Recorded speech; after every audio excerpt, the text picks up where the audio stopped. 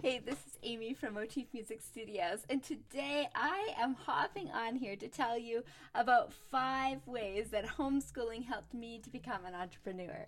I know this isn't my usual topic, but I just had lots of people say, "Oh my goodness, I didn't realize you were homeschooled." So here it is. So, yes, that's right. I graduated as a homeschooler in 1997 after a decade of homeschooling. Huge props to my parents because they were seriously swimming against the current, homeschooling us before it was trending. So, yes, you do need to meet my parents. They're seriously awesome and raised some pretty rad humans, if I can say so myself. My siblings are even more awesome than I am. Here are 5 ways that homeschooling gave me the tools for a lifetime of entrepreneurship. One, homeschooling nurtured creativity. So I love that I homeschooled in kindergarten, and then after a couple years of private school, I was back home, and somehow a decade of homeschooling passed in a blink. With 4 siblings within 7 years, our home was filled with love, but also ripe with chaos. Homeschooling wasn't just us sitting there calmly with a collection of encyclopedias by our side, absorbing knowledge. Our creativity was nurtured as we had the opportunity to help choose curriculum, follow interests, and even make big choices as to where and when our homeschooling happened as we completed core materials. Number 2, homeschooling boosted my confidence. It offered me a unique opportunity to step outside of peer-to-peer comparisons.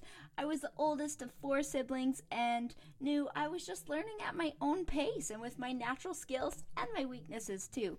It's not that I never doubted myself, but I felt like the climate of homeschooling really lent itself to me just working on where I needed to grow instead of constant comparisons. Homeschooling gifted me time and flexibility. That's number 3. The academic side of homeschooling didn't take much time, and I flew through actual bookwork in under 2 hours a day, even in high school. Homeschooling really did give me both time and flexibility. I was a bit of a bookworm, and we weren't raised with TV. I can hardly believe I survived, yet I didn't feel like I was ever bored, as I always had something I was dreaming up with all that time on my hands. If we muttered the word boredom, we all knew that chores would magically appear. So it served us well to get creative. At about 10 years old, I started to get curious about having a pet of my own, a dog specifically. My parents, like most parents, went into the depth of conversation about responsibilities, chores, cleanup, and care.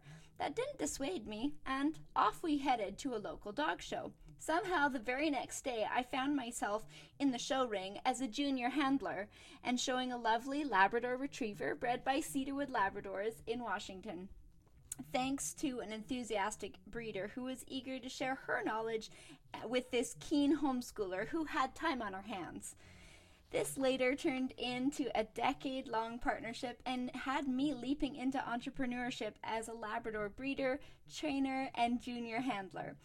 Along the way, we did wonderfully wild things like raise our own piglets, sheep, cows, chickens, and start jobs like regular things like paper routes, and worked at the local greenhouse in our rural community. That time and flexibility to explore new things gave me the chance to try a lot of different things when risks and investments were low. Number 4, homeschooling gave me the opportunity to build communication skills. As a homeschooler living in a rural Vancouver Island community, it seemed like people's greatest concern for myself and my siblings was that we would remain unsocialized. It's humorous, really, that no one seemed concerned at all as to whether we would learn to read or write or do basic math skills. So spotting a child outside our family was like a unicorn sighting. We really honed the ability to communicate with people of all ages and in such a broad range of real-life scenarios, like making appointments, signing up for activities, contacting farm and feed stores. I remember phoning around saying, "Hey, do you have this type of chicks? We want to buy chickens." And so we called around and inquired for ourselves. Or we'd head to the corner store for milk and a handful of candies. It's important to ponder, though, that each child's individual personality style will greatly determine their unique ways of communicating and interacting with the world around them, whether they're homeschooled or whether they go to another kind of awesome education.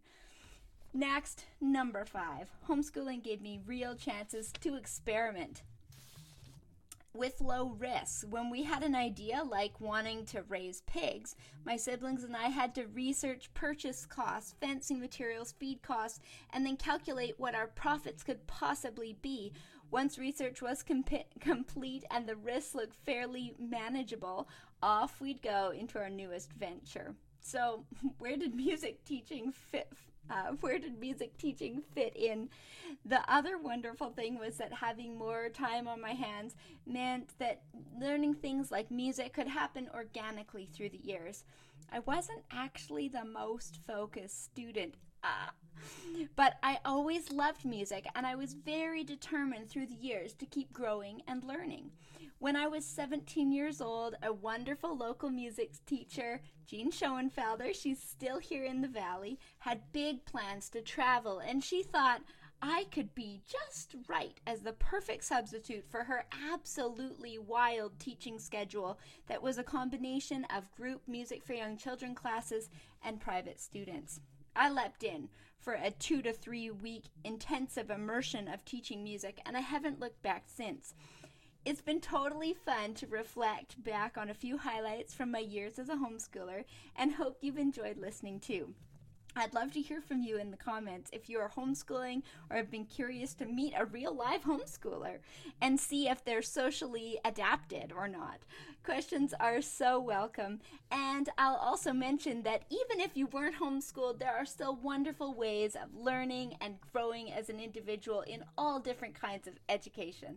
So thanks for listening in, and be sure to like and subscribe if you're curious to hear more from me and more from our team at Motif Music Studios as we enjoy passing on our love of music. We'll see you next time.